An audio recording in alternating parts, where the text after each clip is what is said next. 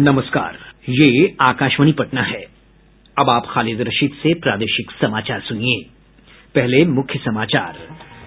प्रधानमंत्री नरेंद्र मोदी ने कहा, कोविड महामारी के दौरान मोबाइल प्रौद्योगिकी के माध्यम से समाज के गरीब और कमजोर वर्गों को मदद प्रदान की गई।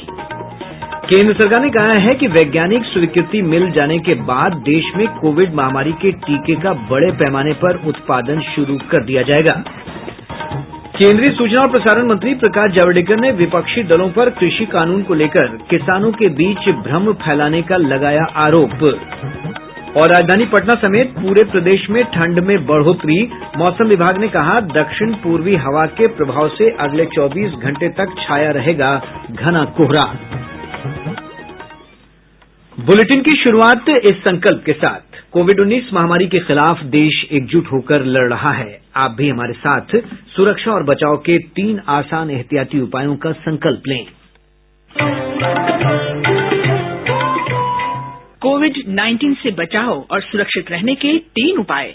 मास्क लगाएं, 2 गज दूरी है जरूरी, सुरक्षित दूरी रखें, हाथ और मुंह साफ रखें। अब समाचार विस्तार से। प्रधानमंत्री नरेंद्र मोदी ने कहा है कि देश की डिजिटल क्षमता अपार है। उन्होंने कहा कि कोविड महामारी के दौरान मोबाइल प्रौद्योगिकी के माध्यम से समाज के गरीब और कमजोर वर्गों को मदद प्रदान की गई है। भारत मोबाइल कांग्रेस के 4थे अधिवेशन को संबोधित करते हुए प्रधानमंत्री ने कहा कि भारत मोबाइल तकनीक की मदद से दुनिया का सबसे बड़ा कोविड टीकाकरण अभियान शुरू करेगा। प्रधानमंत्री नरेंद्र मोदी ने कहा है कि देश की डिजिटल क्षमता तेजी से बढ़ी है। उन्होंने कहा कि सरकार अगले 3 वर्षों में हर गांव में high speed fibre optic cable connectivity प्रदान करने की दिशा में काम कर रही है। श्री मोदी ने कहा कि मोबाइल तकनीक की मदद से लाखों भारतीयों को करोड़ों रुपए मूल्य के लेन-देन का लाभ मिला है। सूचना प्रौद्योगिकी और संचार मंत्री रविशंकर प्रसाद ने कहा कि देश भर में सभी गांवों को अगले 1000 दिनों में ऑप्टिकल फाइबर कनेक्टिविटी के साथ जोड़ दिया जाएगा। मोबाइल उत्पादन से जुड़ी प्रोत्साहन योजना का उल्लेख करते हुए श्री प्रसाद ने कहा कि इसने न सिर्फ वैश्विक निवेश को आकर्षित किया है, बल्कि नौकरी के लाखों अवसर भी उपलब्ध कराए हैं। केंद्र सरकार ने कहा है कि वैज्ञानिक स्वीकृति मिल जाने के बाद देश में कोविड महामारी के टीके का बड़े पैमाने पर उत्पादन शुरू कर दिया जाएगा। स्वास्थ्य मंत्रालय के सचिव राजेश भूषण ने बताया कि टीके के उत्पादन की सभी तैयारियां पूरी कर ली गई हैं। उन्होंने कहा कि टीके की खुराक को देश में हर एक व्यक्ति को जल्द से जल्द सुलभ कराने के लिए खाका भी तैयार कर लिया गया है। श्री भूषण ने कहा कि सीरम इंस्टीट्यूट ऑफ इंडिया और भारत बायोटेक ने टीके को आपात स्थिति में उपयोग में लाने की स्वीकृति के लिए आवेदन किया है। उन्होंने कहा कि भारत में 6 संभावित टीकों पर नैदानिक परीक्षण किए जा रहे हैं। स्वास्थ्य सचिव ने कहा कि कुछ टीकों को अगले कुछ सप्ताह में लाइसेंस मिल जाने की संभावना है। केंद्र सरकार राज्यों और केंद्र शासित प्रदेशों के सहयोग से टीकों के उत्पादन से संबंधित तैयारियां कर रही हैं। उन्होंने कहा कि टीकाकरण सिर्फ राज्यों और केंद्र की जिम्मेदारी नहीं है, बल्कि इसमें जनता की भी पूरी भागीदारी होनी चाहिए। कृषि कानून के खिलाफ बुलाए भारत बंद के दौरान प्रदेश का आम जनजीवन सामान्य रहा। रेल, सड़क और हवाई यातायात सुचारू रूप से चले। सरकारी कार्यालय, दुकानों और व्यापारिक संस्थानों में भी सामान्य दिनों की तरह कामकाज हुआ। इधर बंद के दौरान अशांति की आशंका के मद्देनजर पटना विश्वविद्यालय समेत प्रदेश के विभिन्न विश्वविद्यालयों में आज की परीक्षा एहतियात के तौर पर स्थगित कर दी गई थी। कांग्रेस, राजद, रालोसपा, जन अधिकार पार्टी और वामपंथी दलों समेत अन्य विपक्षी दलों ने राजधानी पटना समेत प्रदेश भर में कई स्थानों पर प्रदर्शन किया। इन दलों के कार्यकर्ताओं ने बेगूसराय, आरा, दरभंगा, मुजफ्फरपुर, समस्तीपुर और जहानाबाद समेत राज्य के कई स्थानों पर रेल और सड़क यातायात बाधित करने का प्रयास किया। बंद के दौरान सुरक्षा के व्यापक इंतजाम किए गए थे। एयर इंडिया ने कहा है कि आज गड़बड़ी की आशंका के कारण हवाई अड्डे तक नहीं पहुंच पाने वाले यात्रियों को उड़ान के लिए उपस्थित न होने का शुल्क माफ कर दिया जाएगा और किसी भी भारतीय हवाई अड्डे से कन्फर्म टिकट वाले यात्रियों को बुकिंग में एक बार बदलाव की अनुमति दी जाएगी। सूचना और प्रसारण मंत्री प्रकाश जावड़ेकर ने भारत बंद का समर्थन करने के लिए विपक्षी दलों की कड़ी आलोचना की है। उन्होंने आरोप लगाया कि विपक्षी दल इन कानूनों को लेकर किसानों के बीच भ्रम फैला रहे हैं। नई दिल्ली में संवाददाताओं से बातचीत में उन्होंने यह भी आरोप लगाया कि विपक्ष इस मुद्दे पर राजनीति कर रहा है। विपक्षी दलों का पाखंड है, वो लोकतंत्र में पराजित हुए हैं और पराजित होने के बाद कहीं भी अवसर मिलता है तो उनको लगता है यही हमारा मौका है तो उसका लाभ उठाए, इसके सिवा कुछ भी नहीं है। अरे खुद शरद पवार ने एपीएमसी कानून यूपीए के कृषि मंत्री के तहत मॉडल कानून तैयार किया और सभी राज्यों को दिया। सभी राज्यों में से 10 राज्यों ने उसको स्वीकार भी किया, तब अच्छा था एपीएमसी का मॉडल कानून। और आज अगर हम करते हैं तो बुरा है, ऐसा कैसा होगा। श्री जावड़ेकर ने कहा कि ये कानून किसानों के हित में है और उन्होंने कहा कि कांग्रेस, राष्ट्रवादी कांग्रेस पार्टी, डीएमके और अन्य विपक्षी दल इस मुद्दे पर पाखंड कर रहे हैं, क्योंकि जब वे सत्ता में थे तो उन्होंने अनुबंध पर खेती का कानून बनाया था। कॉन्ट्रैक्ट फार्मिंग का जहां तक मुद्दा है, अभी 20 राज्यों ने ऑलरेडी कानून किया ही है, तो राज्यों ने कानून किया तो वो करेक्ट है, वो रद्द करने की मांग क्यों नहीं करते। फिर अगर केंद्र का कानून रद्द करना है तो राज्यों के भी रद्द करने पड़ेंगे। तो राज्यों के कानून चल रहे हैं और केंद्र का केवल रद्द करोगे, ऐसा तो नहीं होता ना। और ये तो अमरिंदर सिंह ने पेप्सी कोला के साथ कॉन्ट्रैक्ट फार्मिंग का उद्घाटन किया, तो तब ये व्यवस्था जब कानून भी नहीं था, अब तो किसान के हित में कानून भी बना है उसको संरक्षण देने वाला। श्री जावड़ेकर ने कहा कि कांग्रेस ने अपने घोषणा पत्र में भी कृषि से संबंधित कानून लाने का उल्लेख किया था। उन्होंने कहा कि किसानों ने लागत के अलावा लाभकारी मूल्य दिए जाने की मांग की थी और सरकार उन्हें लागत से 50% अधिक कीमत दे रही है। केंद्रीय मंत्री स्मृति ईरानी ने न्यूनतम समर्थन मूल्य के बारे में विपक्ष द्वारा कही गई बातों को भ्रामक और झूठ ठहराया है। इस बिल के पारित होने के बाद 336 लाख मैट्रिक टन धान की खरीदारी 33 लाख किसानों से हो चुकी है। 60,000 करोड़ रुपया से ज्यादा इनके खाते में जा चुका है। 60% इनमें से सिर्फ और सिर्फ पंजाब के किसान हैं। इससे बड़ा प्रमाण क्या होगा। ये खरीदारी मंडियों में हुई, इसका मतलब विपक्ष ने जो भ्रम फैलाया कि मंडी बंद हो जाएगी वो भी झूठ, विपक्ष ने जो भ्रम फैलाया एमएसपी का ऑपरेशन नहीं होगा वो भी झूठ। विपक्ष का झूठ और सरकार की प्राथमिकता प्रमाणित हो चुकी है।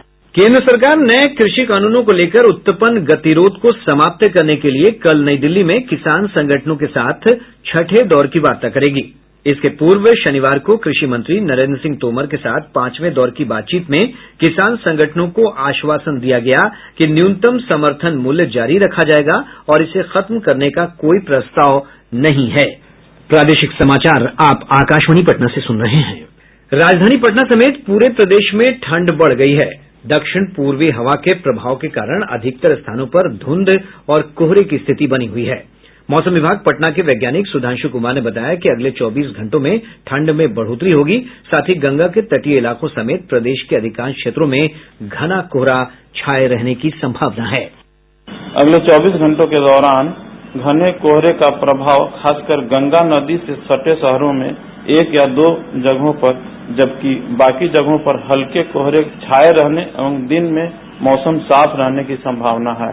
आने वाले दिनों में न्यूनतम तापमान में गिरावट आ सकती है, क्योंकि आज दोपहर से ही उत्तर पश्चिमी या पश्चिमी हवा का प्रवाह शुरू हो चुका है, जिसकी रफ्तार अभी धीमी है।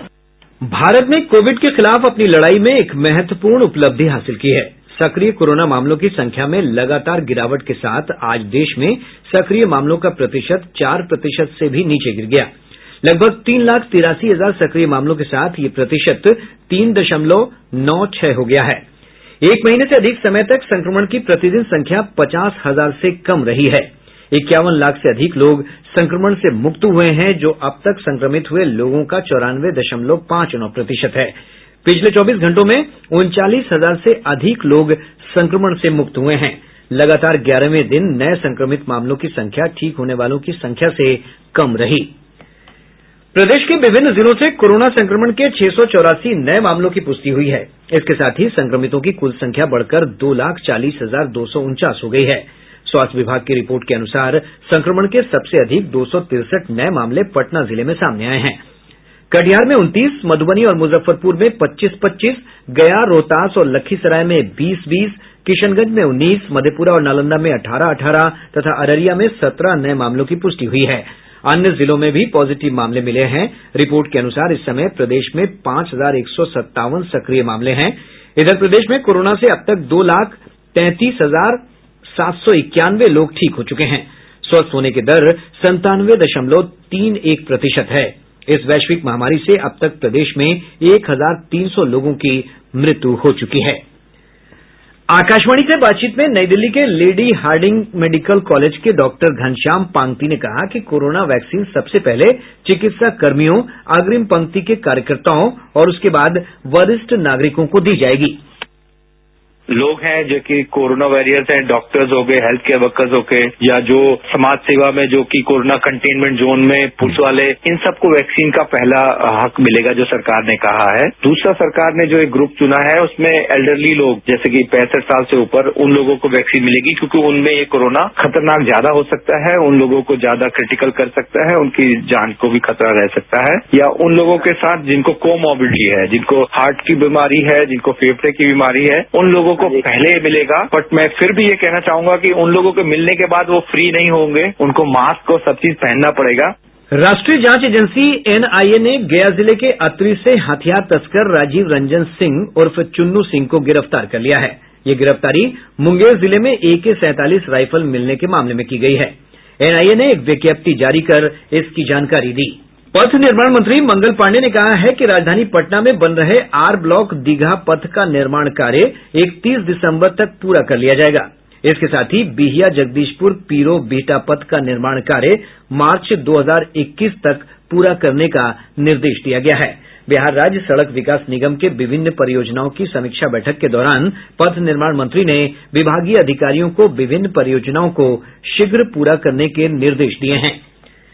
ग्रामीण कार्य विभाग ने सरकारी सिस्टम में ऑनलाइन नहीं होने वाले लगभग 1,500 ठेकेदारों को निलंबित कर दिया है। विभागीय निर्देश में कहा गया है कि ये सभी ठेकेदार सरकारी योजनाओं में फिलहाल भाग नहीं ले सकेंगे।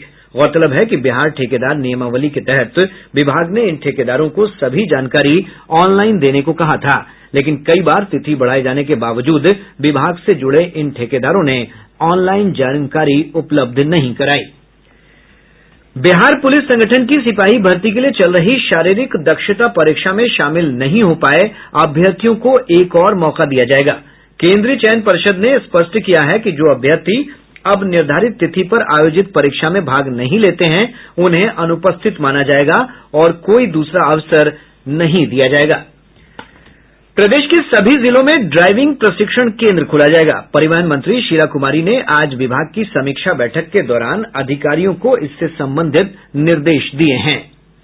राज्य सरकार ने प्रदेश के विभिन्न प्रखंडों और पंचायतों में काम सुचारू करने के लिए कार्यपालक सहायकों की भर्ती करने का निर्णय किया है। पंचायती राज विभाग के निदेशक ने सभी जिलों के जिलाधिकारी को इस सिलसिले में अंतरिम पैनल बनाने का निर्देश दिया है। प्राप्त जानकारी के अनुसार पंचायतों में कार्यपालक सहायक के 1,500 से अधिक पद रिक्त हैं।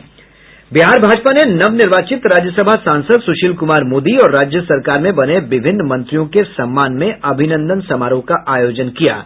पटना स्थित पार्टी के प्रदेश कार्यालय में आयोजित कार्यक्रम में विधानसभा अध्यक्ष विजय कुमार सिन्हा, उप मुख्यमंत्री तारकिशोर प्रसाद, रेणु देवी तथा भाजपा कोटे के विभिन्न मंत्रियों को सम्मानित किया गया। और अब अंत में मुख्य समाचार एक बार फिर। प्रधानमंत्री नरेंद्र मोदी ने कहा, कोविड महामारी के दौरान मोबाइल प्रौद्योगिकी के माध्यम से समाज के गरीब और कमजोर वर्गों को मदद प्रदान की गई। केंद्र सरकार ने कहा है कि वैज्ञानिक स्वीकृति मिल जाने के बाद देश में कोविड महामारी के टीके का बड़े पैमाने पर उत्पादन शुरू कर दिया जाएगा। केंद्रीय सूचना और प्रसारण मंत्री प्रकाश जावड़ेकर ने विपक्षी दलों पर कृषि कानून को लेकर किसानों के बीच भ्रम फैलाने का आरोप लगाया। और राजधानी पटना समेत पूरे प्रदेश में ठंड में बढ़ोतरी। मौसम विभाग ने कहा, दक्षिण पूर्वी हवा के प्रभाव से अगले 24 घंटे तक छाया रहेगा घना कोहरा। इसके साथ ही आकाशवाणी पटना से प्रसारित प्रादेशिक समाचार का ये अंक समाप्त हुआ। कोविड-19 से बचाव और सुरक्षित रहने के 3 उपाय। मास्क लगाएं, 2 गज दूरी है जरूरी, सुरक्षित दूरी रखें, हाथ और मुंह साफ रखें।